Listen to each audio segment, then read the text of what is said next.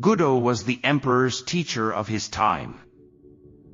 Nevertheless, he used to travel alone, as a wandering mendicant.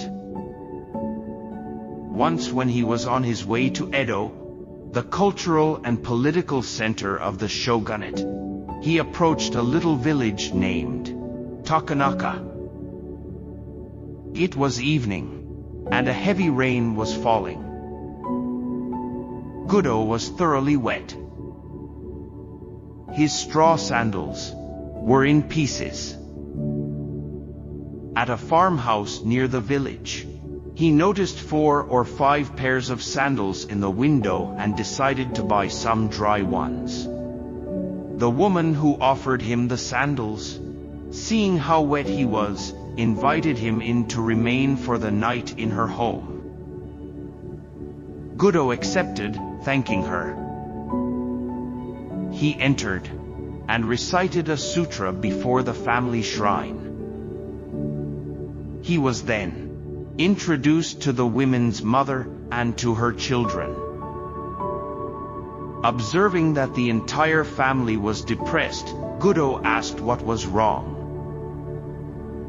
"My husband is a gambler and a drunkard," the housewife told him. "When he happens to win, he drinks and becomes abusive. When he loses, he borrows money from others. Sometimes when he becomes thoroughly drunk, he does not come home at all. What can I do?" "I will help him," said Gudo. "Here is some money.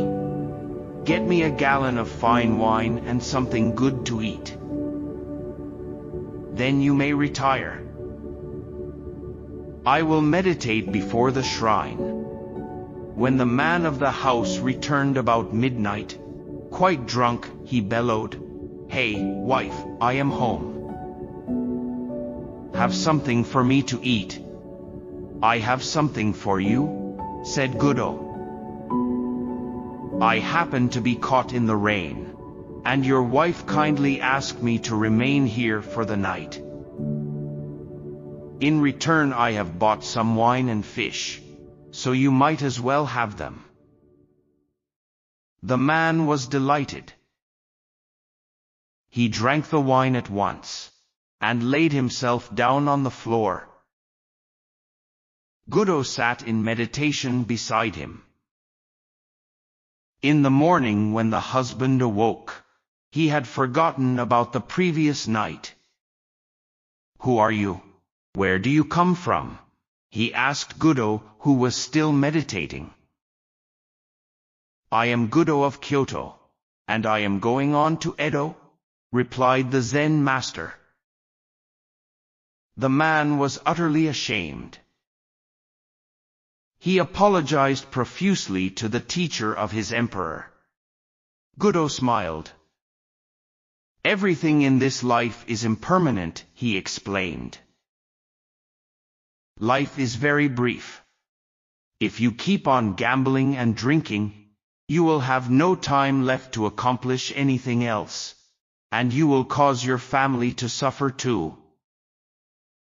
The perception of the husband awoke as if from a dream. "You are right," he declared. "How can I ever repay you for this wonderful teaching? Let me see you off, and carry your things a little way." "If you wish," assented Gudo. The two started out. After they had gone 3 miles, Gudo told him to return. "Just another 5 miles, he begged Gudo. They continued on. "You may return now," suggested Gudo. After another 10 miles, the man replied. "Return now," said Gudo, when the 10 miles had been passed. "I am going to follow you all the rest of my life," declared the man. Modern Zen teachings in Japan spring from the lineage of a famous master who was the successor of Gudo. His name was Munan, The man who never turned back.